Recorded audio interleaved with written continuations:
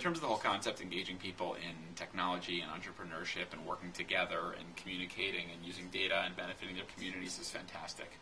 I think just the effort that a group like Advantage West can make and a company like Google can make, especially together, to bring something like this to students is a really great opportunity. So it's kind of everybody wins, right?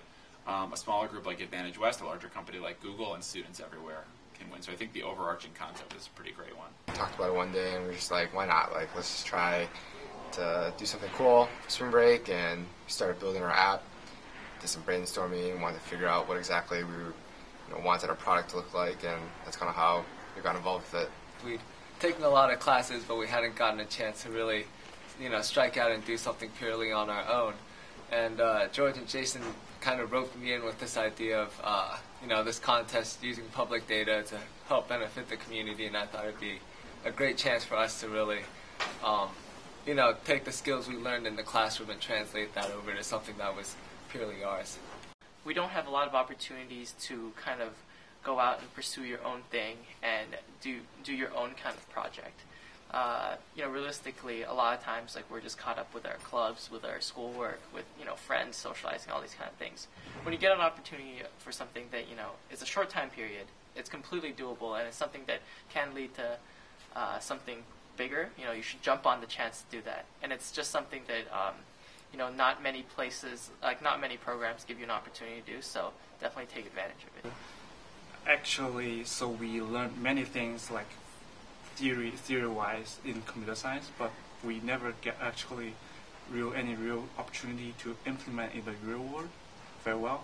So with this kind of project, we can just practice our theory on like real life projects, like the opportunity that JuicyIdeas have provided us. A place like Google comes out of a garage, which comes from a PhD program, which comes from two guys with a really, really good idea who had the passion to work on it. So the idea of entrepreneurship, it's where everything comes from. It's where all of our ideas come from. They don't come from nowhere. They come from people who are really excited, who want to spend late nights working in a garage and creating something new. So I think people have the misconception. They see a place like Google and they think, oh, it's just this huge company and it's just a big machine. No.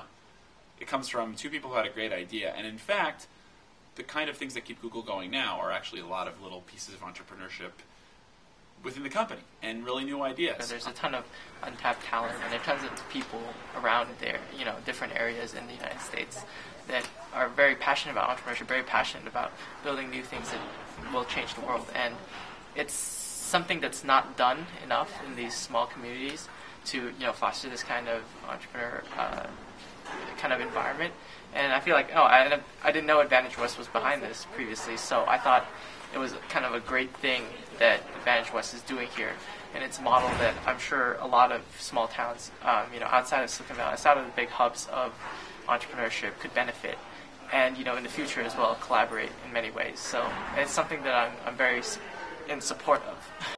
Sometimes in universities the goal isn't as important, but I know in a lot of places, like my hometown, for example, small town, people leave and people don't stay and create jobs, and I think it's really important to get that kind of entrepreneurial drive in small towns and in other places that don't have it.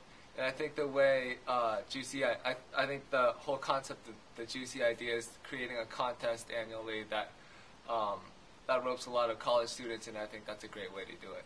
The benefit is obvious. You've got to get your hands dirty. You've got to create something that's real for the world, that benefits people around you, or that has some use and some utility, right? So think about a place like Google. We're doing pretty well, and our bias is towards action.